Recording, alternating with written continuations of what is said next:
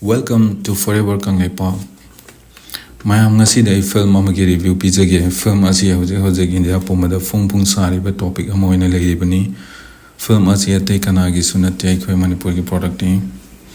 film adudi Boong haiba film aduni film asi last week release tawani India pomada asi yenglobagi review do pizage han boina ko mayam su yengnaramba ya hojek news channel amadi media social media da dum ads yam lakpani masi film sig matang da ko aduna khangam basu hai khangam da basu hai yengam basu yengam da su adugo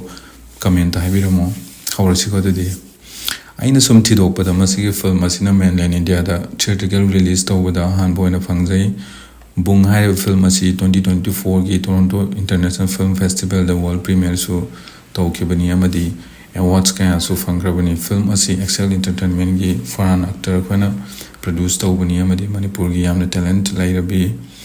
Nauri filmmaker Lakshmi Priya Devi na direction bibani film asi gi main starring na Balahizam as Mandakini Gugun Kipsen as Boong Angom Salamatum as Raju Agrawal Hamom Sadananda as L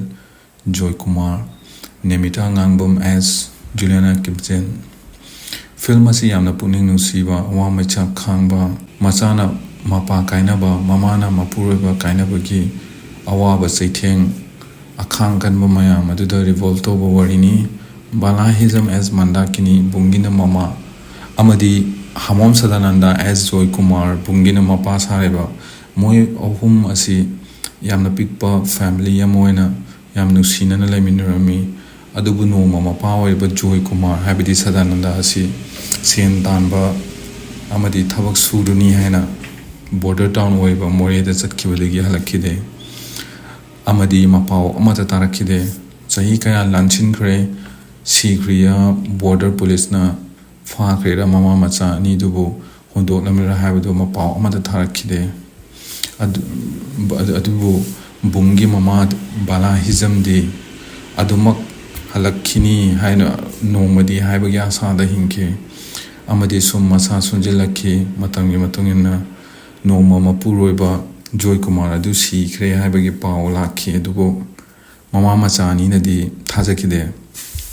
amadi mama gi mato du yengamdraba Boongna mapa gi asengba wari adu thidokani haina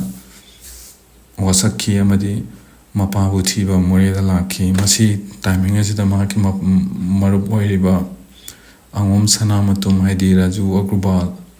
na mateng pangki amadi mapagi asengba adu khangba ngamlakhi maraksida ko yamna nungaiba sin kaya su yawri ko nokningba haidi kappa khatasu nate nokningba sin yawri comedy sin yawri aduga Boongna ngang yoina ko magi girlfriend ka su laibagi wari matek amasu yawri yamna dum mix ngatani lana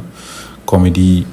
action budi yaudre ko drama melody lo ni yawga tani dana tum yakha de dum interesting way film asi gi wari asi yamna puning nung sin detail haiga spoiler bi roge film asi yengbiyo mayam support to biyo pukni yamna nung si ridi mama macha ni na mapa lai tring marak sida thengna ki ba wa ba sei theng